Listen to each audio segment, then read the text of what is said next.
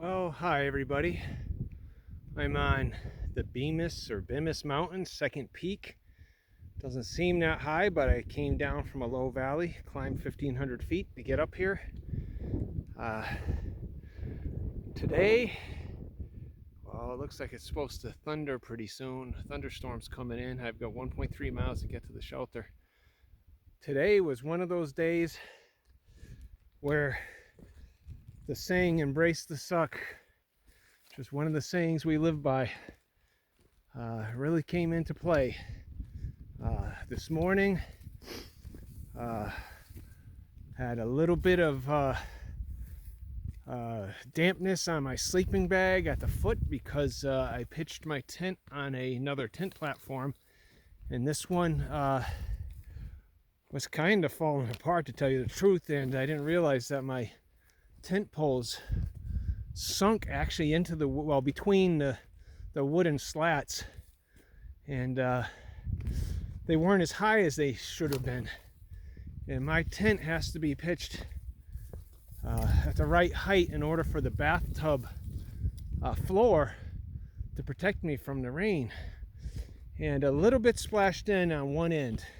It wasn't terrible, but I got my sleeping pad and my sleeping bag, which is a down sleeping bag, a little damp near the feet. Going to Route 17, I took a bad fall. My poles came apart, but fortunately that was just because it became unlatched and I was able to put it back together. But I did gouge my elbow pretty bad. Didn't realize it until I saw blood all over the place. Got down to the highway. There was a nice scenic overlook there out in the sun.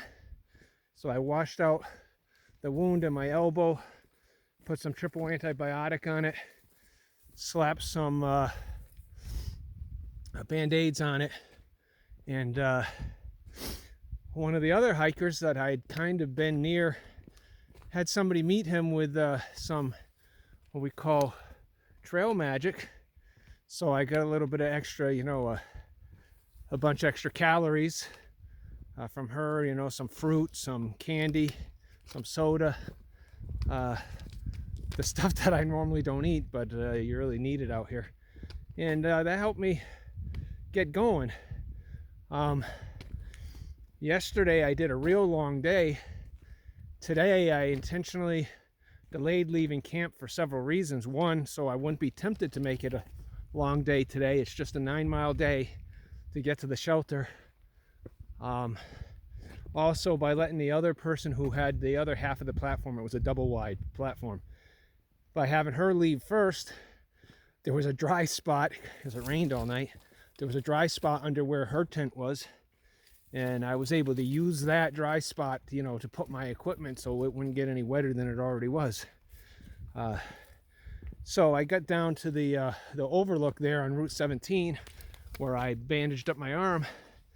It was also nice and sunny, so I pulled out my sleeping bag. I pulled out my sleeping pad, put it on the ground there on the sidewalk, and sun dried it out really well.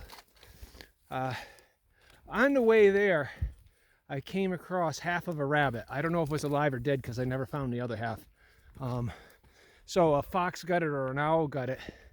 And, whenever something happens, like it rains on me, I cut myself, I fall, anything like that, now I just remind myself, the rabbit had a worse day than you did. So it's actually turned into a pretty good day, assuming I can get to the shelter before the clouds burst. It's 1.3 miles. Fortunately, the major climbing is over, so 1.3 miles should be a little more than a half an hour. It's 2:50 now, so I figure I'll get there around 3:30, so if the rain holds out, I'll be good. But embrace the suck. It's what we tell ourselves when things are going bad or not the way we like.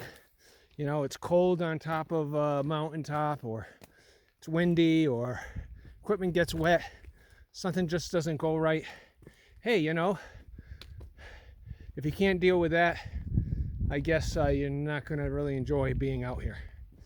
So that's saying number 1, embrace the suck. I'll have a video on saying number 2 coming up later.